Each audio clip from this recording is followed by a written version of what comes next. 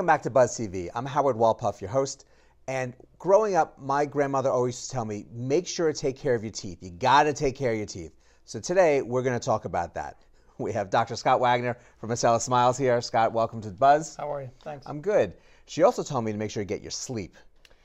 Important, yes. Very important. So sleep apnea, this affects a lot of different people, but some people in particular are more affected by it. Can you do that with your patients? You work with them to help solve that for them. So yeah, I'm a general dentist, and I feel it's the responsibility of every dentist today to help patients identify whether they have any kind of not just snoring issues, because snoring isn't necessarily directly related to apnea, but there's oftentimes a correlation. So most people today are really affected by noisy sleep, and like their spouse or their boyfriend or girlfriend or whatever is keeping them up at night. The bigger underlying medical problem is apnea, and that's by definition when people stop breathing for periods of time at night. When they do that enough times at night, it interrupts their sleep patterns, and they're not able to achieve stage 3 or stage 4 sleep, which is the restorative levels of sleep.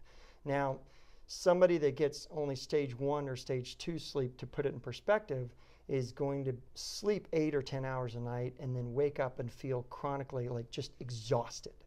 And the idea is that as a dentist, there's usually any kind of good new patient exam, a dentist like myself is going to be able to identify a lot of those signs. And usually from not just the things of the way the mouth is, if usually somebody who's got airway issues, their teeth are going to be leaned in. Oftentimes there's going to be clenching or grinding issues, oftentimes root canals, fractures and cracks. But then they'll have obvious issues with their tissues. The tissues will even be dry and swollen. They won't be able to breathe through their nose well, so they might have this nasally kind of sound. And then oftentimes they'll have forward head posture, and there's 1,000 other things that they can present with.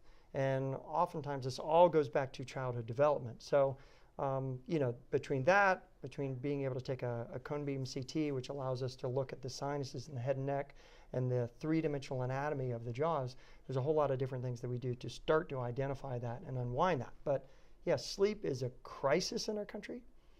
And a lot of it has to go back to the food we eat, the things that we put in our bodies. But it's not just as somebody who is unhealthy or overweight or obese. I'm 5'8", 155 pounds, and I have apnea. Now, you wouldn't think that I'm at risk for it, but I have it, and it really, interestingly enough, some of our skinniest patients have apnea. So really? The biggest issue is, when we start going through somebody's medical history, oftentimes they're on these proton inhibitors or acid reducers. My first question is, you're on this omeprazole. Well, why are you taking that? Well, I have heartburn. I have reflux. Well, why do you have reflux? I don't know. I've always had it. Well, that's one of those things where somebody's leaning back and they're trying to breathe. And if this airway is obstructed because of the tongue or the soft tissue or a number of other causes, but they're trying to breathe in, and as they do that, they're creating negative pressure in their stomach, and they're pulling acid right out of the stomach. And that creates heartburn. And over time, obviously I get pretty fired up about it, but it's one of those things that my high school band teacher, for example, died of what they call Barrett's esophagus. That is a chronic exposure of the esophagus from stomach acid. So it can get really scary when you talk about these medical conditions. So obviously you get fired up, but snoring sleep apnea, it's one of those very simple things that ought to, in the cursory medical exam when we're starting with a new patient exam, some of the things you can really uncover. Well, that's a lot of great information. I know. I'm sitting You're there like, thinking, what happened? I'm thinking about my teeth and how they react to different things. So Right. I think I checked off the list. I've done pretty well, so that's good. Right. But what's the best way to resolve the sleep apnea, and how can people come to you to get that service from you? Right. So we work with a lot of ENT physicians in town, ear, nose, and throat physicians. And oftentimes we'll start with a referral to an ENT so they can get an official sleep study.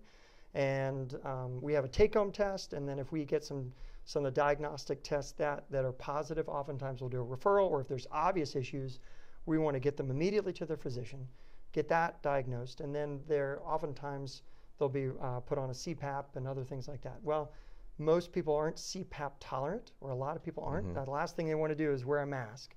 So we have some dental solutions for that kind of stuff. So obviously we want to get them healthy, get them to a physician, and if they get referred back to us, we can help on those ways as well.